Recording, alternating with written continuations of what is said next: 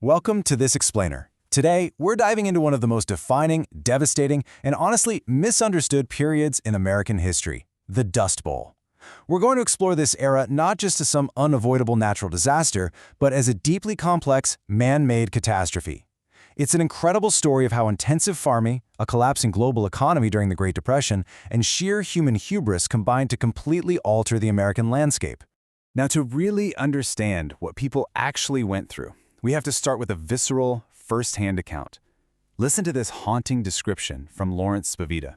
He was a Kansas wheat farmer at the time, and he wrote, "A cloud is seen to be approaching from a distance of many miles, black instead of white, and it hangs low, seeming to hug the earth. As it sweeps onward, the landscape is progressively blotted out." I mean, just imagine the absolute terror of watching a rolling mountain of black dirt literally blot out the sun, suffocating everything in its path. These were the very real terrifying realities of what they called the Black Blizzards. Okay, let's dive into this. Section 1. Black Sunday Strikes. To really grasp the sheer scale of the Dust Bowl, let's look at its absolute most infamous day, April 14, 1935. On that Sunday afternoon, an apocalyptic black blizzard blew straight through the Plains states. At 4 p.m., the storm hits Beaver, Oklahoma. Just over an hour later, at 5:15 p.m., residents of Boise City were forced to run for cover from the suffocating dirt. And by 7:20 p.m., this massive wall of dust swept relentlessly south, totally engulfing Amarillo, Texas. This wasn't just some brief gust of wind, This was a rolling, inescapable nightmare moving at highway speeds across entire states in a matter of hours. 300,000 tons. Let that number sink in for a second. That is the staggering estimated amount of precious topsoil displaced from the prairie area during just that single storm on Black Sunday. We're talking about entire fields, agricultural livelihoods, and literally the earth beneath people's feet being picked up and just blown away into the atmosphere. Section 2. A man-made disaster. So, you might be wondering, how did hundreds of thousands of tons of dirt get loose in the first place? Well, it was a perfect storm of causes. Yes, for sure, there was a severe drought that hit the Great Plains in 3 waves. But we have to look at the human factors here. With a pretty poor understanding of the plains ecology, farmers had been conducting extensive, deep plowing of virgin topsoil. They completely destroyed the deep-rooted native grasses that had naturally trapped soil and moisture there for thousands of years. Add in the rapid mechanization of farming, we're talking the widespread use of gasoline tractors and combine harvesters, and vast swaths of arid grassland were suddenly converted into cultivated cropland. When that drought hit, there was simply nothing left to hold the earth down. Let's move to and see how this builds. Section 3. The Economic Trap.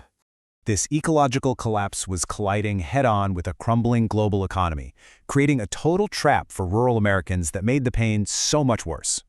Here we see a textbook example of a well-intentioned policy causing tremendous unintended consequences. The Agricultural Adjustment Act, or AAA, was a 1933 New Deal policy meant to help failing farmers by literally paying them to take their land out of agricultural production. Sounds helpful, right? But what actually happened was that landowning farmers eagerly took the federal subsidies and then promptly evicted their tenant workers from the land. Within just 7 years, the AAA helped reduce the tenant farming population in the western South by an unbelievable 24%. And those who tried to stick it out faced an impossible situation, largely driven by the fallout of the 1929 stock market crash.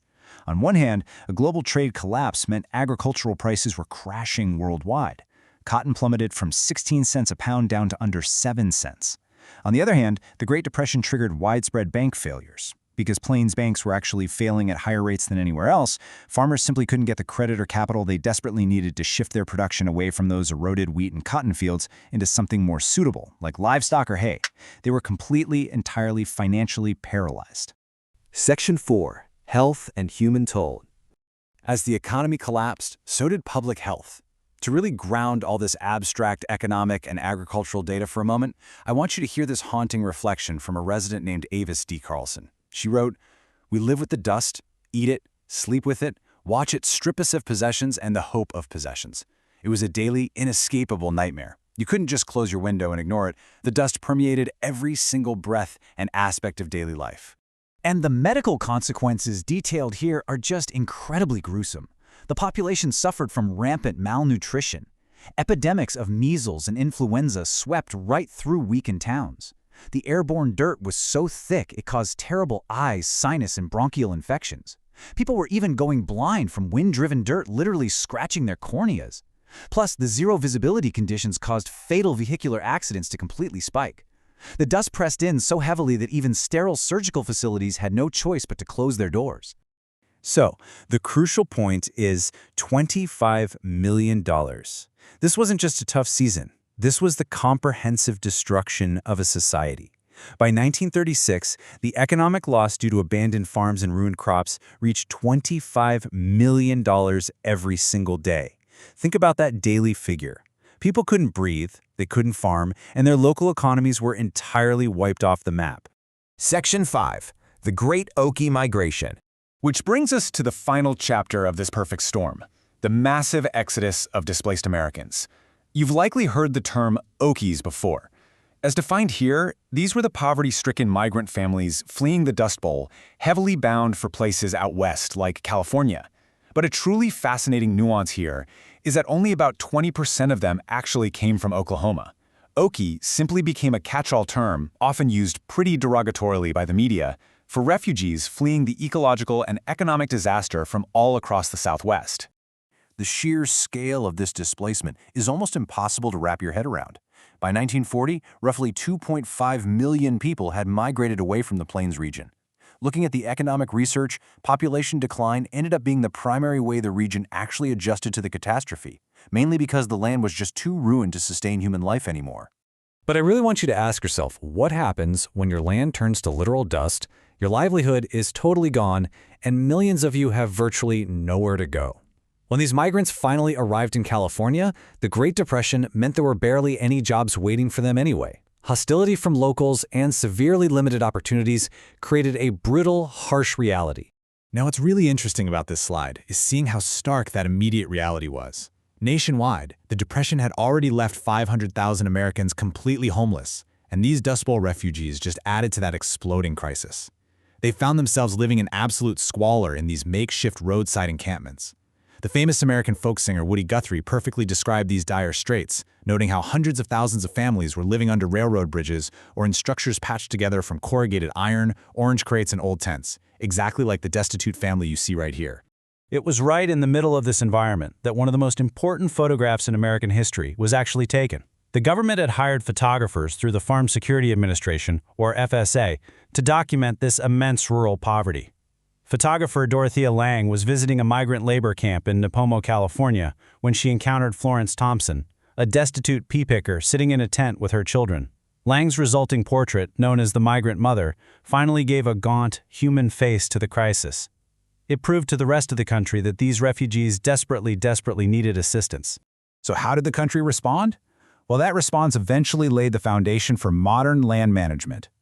First, those FSA photographs truly awakened the nation to the urgent human crisis at hand. Second, President Franklin Roosevelt and Congress took action by passing the 1935 Soil Conservation Act.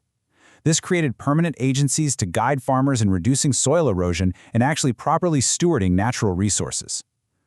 And ultimately, it was the combination of these new environmental policies and the dawn of the World War II industrial boom that put Americans back to work and finally spurred real recovery.